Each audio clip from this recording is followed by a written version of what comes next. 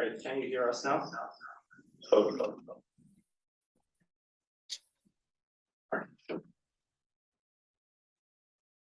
So, all right, so, again. Okay, so now these are two types of problems that we deal with in machine learning: unsupervised problems and supervised problems. We can extend these to graphs as well. So let's say that we have a molecular graph, and we want to classify this based off of its toxicity. So we want to see, for example, let's say that you want to select a molecule to discover a new drug. And you have a large data set of molecules. Usually the way it goes is that you find a lead molecule, and then you use basically that to refine, you work 15 years on that, and you end up to discovering the drug. Now, if we can have a model that can predict if this molecule is toxic or not, we will essentially save a few years of wasted time on just discovering a new drug, and at the end of the day, we say that, okay, this is curing the disease, but it's actually killing the guy as well. So this type of model is a classification problem. It's the basically exact extension of the problem that we saw previously in any machine learning task. Now, again, in this type of problem, the data that we have is our input graph. We show it by G, and its corresponding label, whether it's toxic or not. They show it usually with a binary number, 1 or 0, or as we discussed in the previous session, like a one hot vector, the example that I mentioned in atoms of the molecule last time. So our data set is, for example, n graphs and their corresponding labels.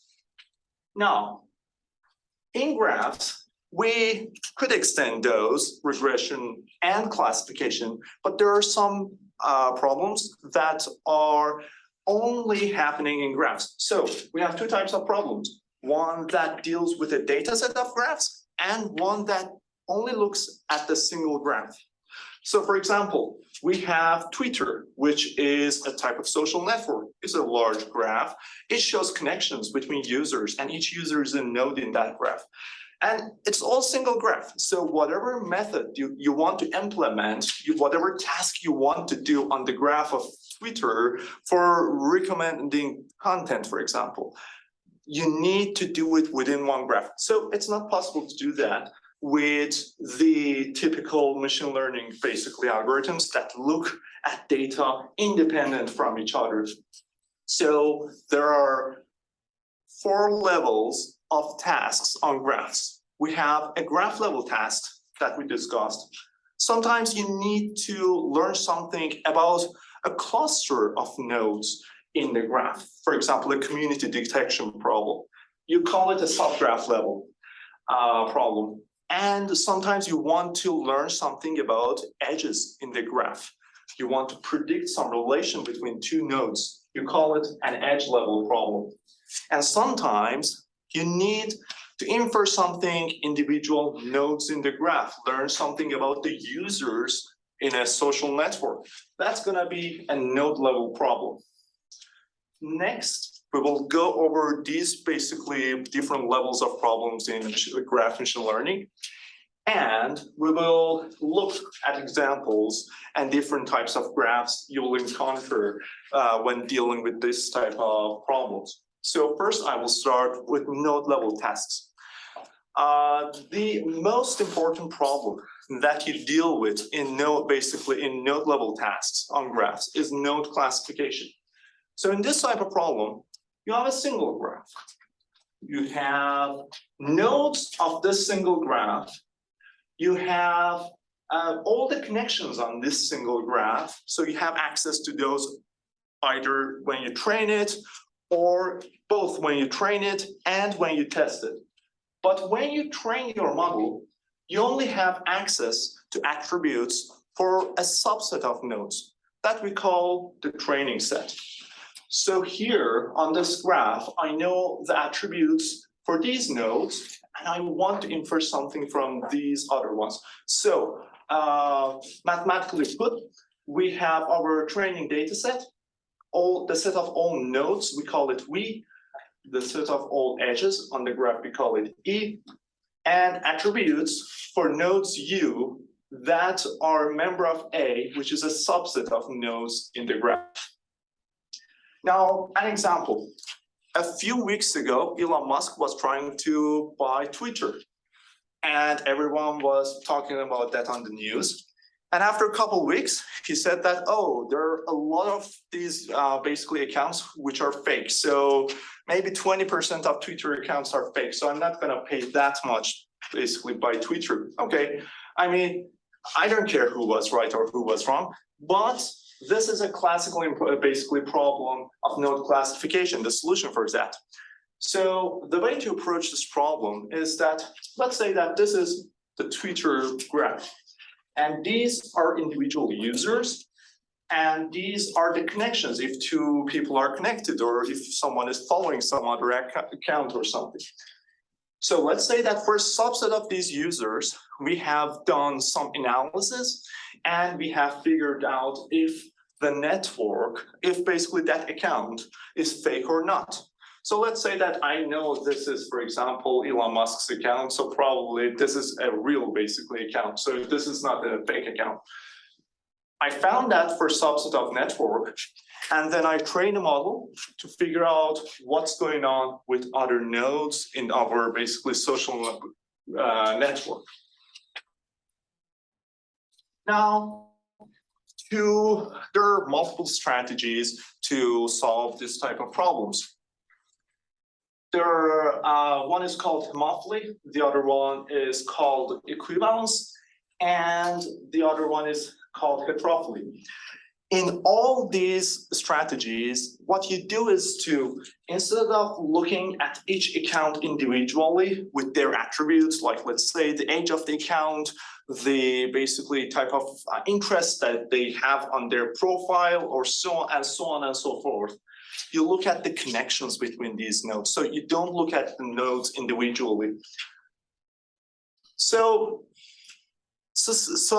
a lot of concepts on networks and graphs. So networks is just another name for graphs in sociology.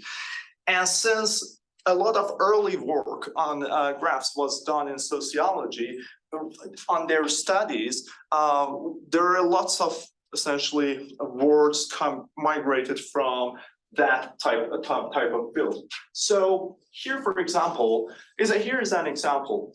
These are sixth graders in basically elementary school in US, and some sociologists went and figured out who is friend with who and generated a graph. We call that a social graph or a friendship graph in this case. And then they looked at this graph and they realized that there are two types of node, and they are basically friend with each other within that type more than the other. For example, in this case, the answer was gender. So female basically students were friends together, male students were friends together. This can happen in any other type of basically attribute as well. In high schools, people of the same race were friends more with each other than basically people from other races. And there are other basically type of studies in sociology, but the bottom line is that this is basically each node is interacting, associating with other nodes that have the same type as itself. So it's the tendency to associate with the similar others. And we call it, another name for it is associative mixing. So, or in old basic English saying, birds of a feather flock together. Now, this was an example in undirected graphs. For directed graphs, you can think about citation network. When you write a paper, you're probably gonna cite people who work on your field. You're not gonna cite literally basically people in history, most likely, unless you know it's related. But most case scenario, you're gonna cite people in your own field. So the tendency is to associate with similar others. Now, another type is called equivalence of neighborhood. So equivalence of neighborhood means that the general connection, the general neighborhood ego graph, for example, not ego graph, let's not say that. The general neighborhood of two nodes are similar when basically they have similar attributes. There are two types of equivalence. There's structural equivalence and there's regular equivalence. So let's look at this example of structural equivalence. So let's say that these 5 nodes represent students in a class. And this node represents a professor. And these students have relationship with this unknown person as well. So what's the best guess for what type of work this guy is doing? TA? Any other?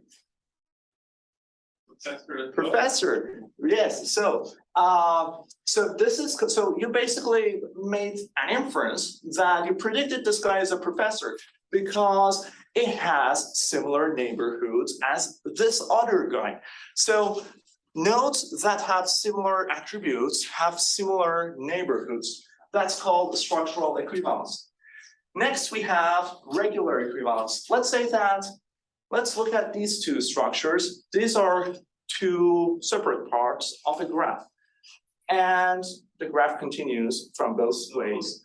And we look at these, they are not connected to each other. So we don't say that they're neighbor, these two are similar to each other. So they don't share a neighbor. But this guy is a CEO, and these are board members of his company, and these are staff members of that company. Same goes for the other company. And we don't know the nodes for these. So probably you will guess that these are board members as well, because you know they have a similar type of relationship as these have with the CEO, and similar type of basically relationship that these have with the staff. So essentially, they don't have basically shared neighborhoods, but so they're not similar to each other themselves directly, but their neighbors are similar to each other. So that's what we call regular equivalence. Yeah. Now, another one is heterophily. So this is a more rare type of interaction. We call this dissociative mixing as well. So it means that if you have two nodes that are from dissimilar attributes, they will try to interact with each other. So an example for that is sexual contact network, where, for example, it shows that who is partner of who, and it can be used for example, studying STD spread in the community or other examples of that sort. But it is a rare example and type of interaction in general graph study.